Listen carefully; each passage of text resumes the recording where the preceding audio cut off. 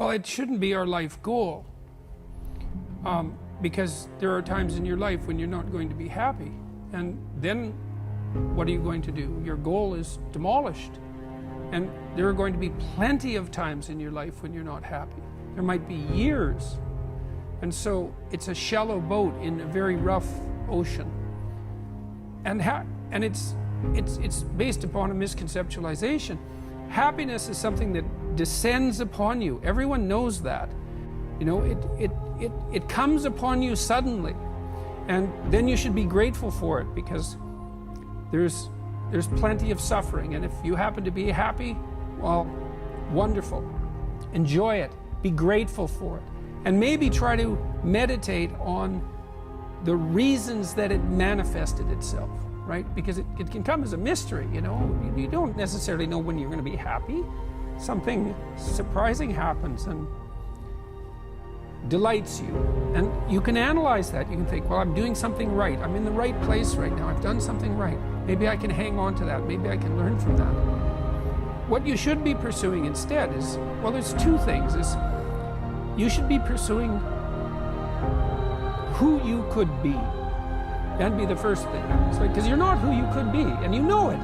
You have guilt and shame and regret, and you berate yourself for your lack of discipline and your procrastination and all your bad habits. You know perfectly well that you're not who you could be, and God only knows who you could be, and so that's who you should be striving for.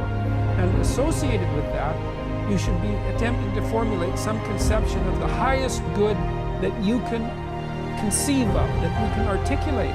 Because why not aim for that? It's like your life is short, and it's troublesome. And perhaps you need to do something worthwhile with it. And if so, then you should do the most worthwhile thing.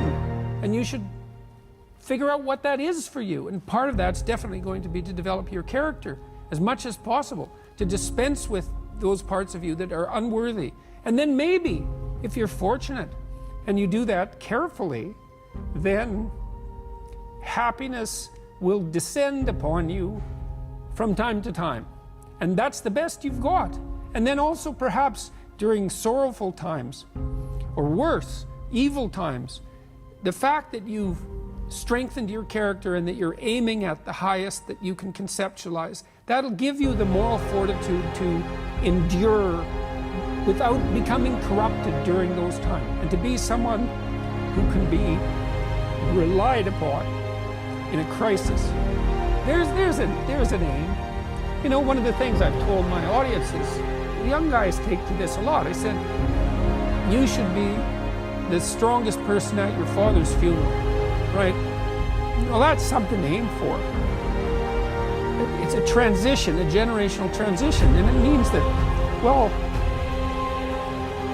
all the people around you are suffering because of their loss. They have someone to turn to who can illustrate by their behavior that the force of character is sufficient to move you beyond the catastrophe. And you need that.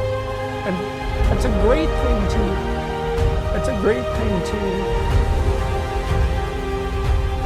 hypothesize as your aim. And happiness just evaporates as irrelevant in light of that sort of conceptualization.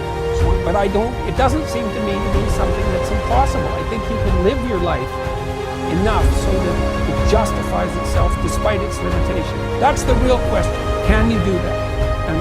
And I believe that you can, and I believe that what that means is that the human spirit fundamentally triumphs over death. And so that's optimism, you know, in the midst of the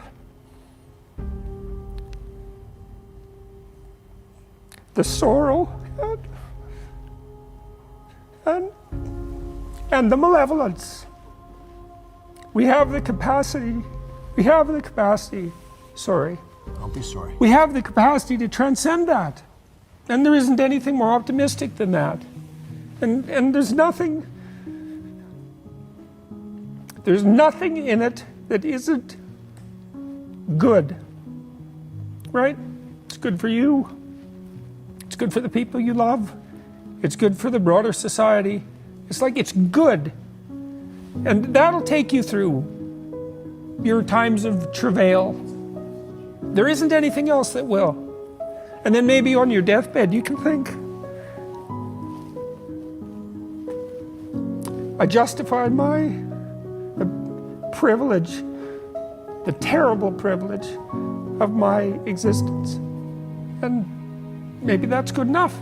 It's possible that that's good enough. You certainly don't have anything better to do than that, as far as I can tell. We all got to find our burden.